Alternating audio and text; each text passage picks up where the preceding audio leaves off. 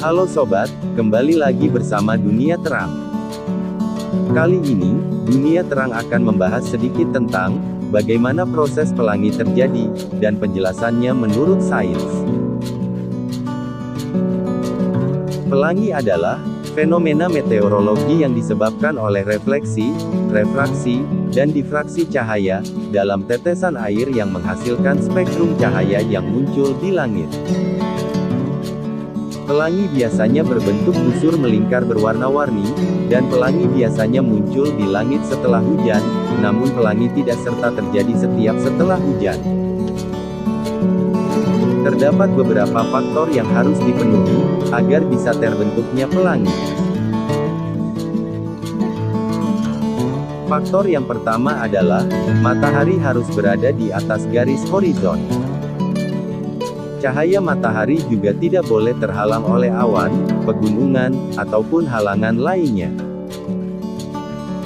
Selain itu, posisi matahari harus berada sedikit lebih rendah. Jika kita berada di posisi yang sama dengan garis horizon, maka matahari perlu berada di sudut 42 derajat, agar pelangi bisa terlihat dari tempat kita berdiri.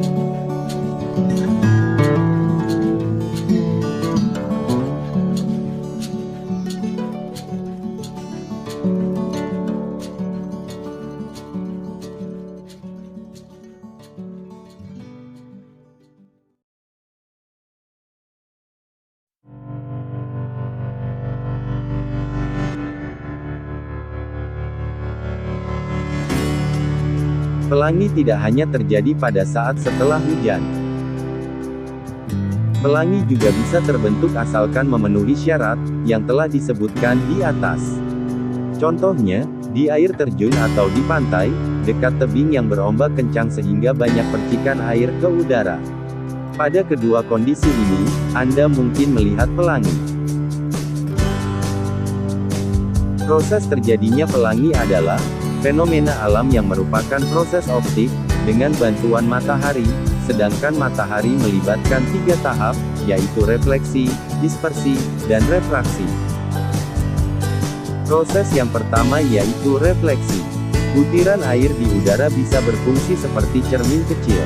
Ketika cahaya matahari menyinari butiran air, sebagian besar cahaya akan dipantulkan kembali. Ketika terjadi hujan, udara akan mengandung banyak butiran air yang membentuk seperti tirai, dan masing-masing butiran air yang kecil tersebut akan memantulkan kembali cahaya matahari yang datang. Namun, Anda pasti bertanya-tanya, cahaya matahari berwarna putih, mengapa pelangi berwarna-warni? Jawaban dari pertanyaan ini berkaitan dengan proses yang kedua, yaitu dispersi. Dispersi cahaya merupakan fenomena terurainya suatu cahaya. Cahaya matahari terlihat berwarna putih. Ketika cahaya matahari mengenai dan dipantulkan oleh butiran air, cahaya akan terdispersi, dan melebar sehingga tampak warna-warni yang ada di pelangi.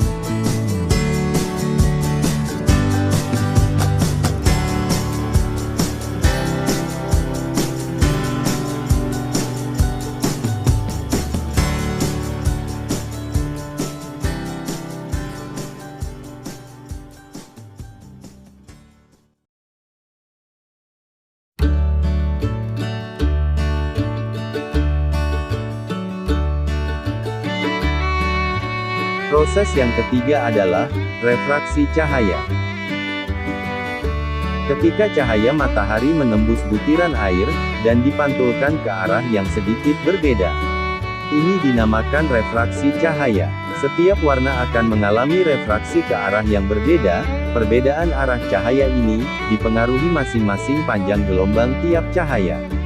Inilah yang menyebabkan cahaya pelangi menyebar dan melebar seperti kipas. Cahaya berwarna merah memiliki panjang gelombang yang paling panjang yaitu 650 nanometer. Cahaya berwarna merah akan muncul sebagai warna terluar di lengkungan pelangi. Sedangkan warna ungu memiliki panjang gelombang paling pendek, yaitu 400 nanometer. Refraksi cahaya adalah cahaya berwarna merah akan dipantulkan dari butiran air dengan sudut lengkungan yang lebih besar dari cahaya berwarna jingga.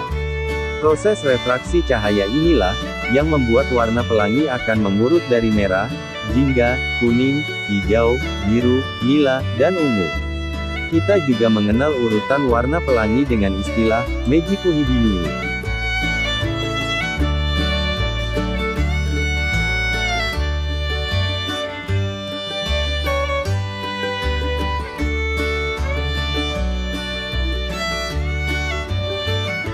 Jadi, itulah proses tentang terjadinya pelangi, yang telah kamu simak.